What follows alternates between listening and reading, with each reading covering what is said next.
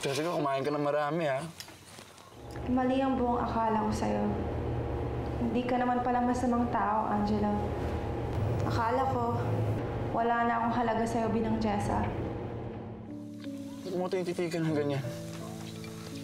May dumi ka sa bibig mo. Kunwari ka pa.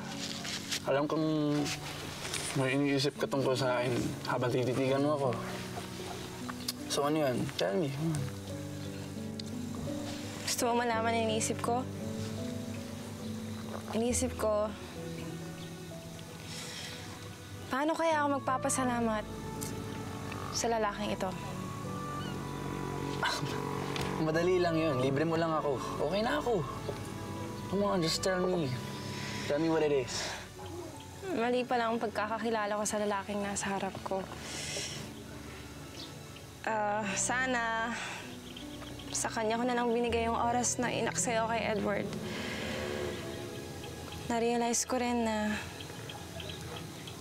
mas deserving siya sa attention ko.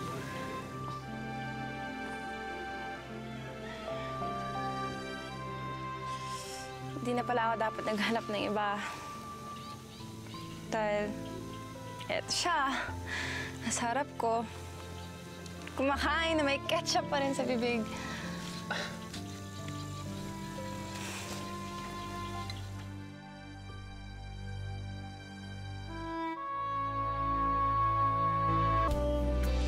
Kahit nasasaktan ng puso ko, sana...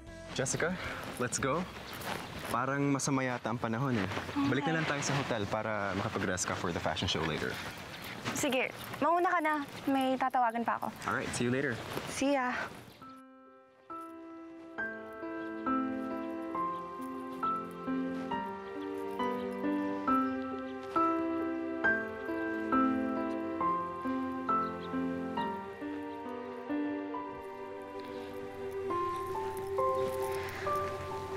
Hello, Chiki. Nandito ako sa out-of-town pictorial ngayon. Ay, naku, kung alam mo lang ang mga nangyayari sa akin dito. Tapos may nalaman pa ako tungkol kay Angelo.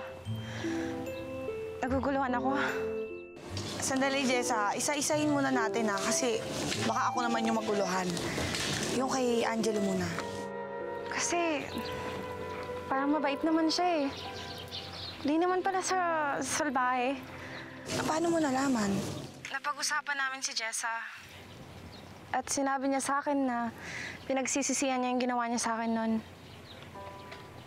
Dapat daw, hindi niya sinaktan si Jessa at napakagago niya para gawin yun. Seryoso ba siya? Ano sinabi niya yun? Sincere ba siya? Sincere siya. Alam ko, pinagsisisihan talaga niya. Eh, paano yan? Hindi ka na maghiganti. Hindi ko alam eh. Ano ba gagawin ko?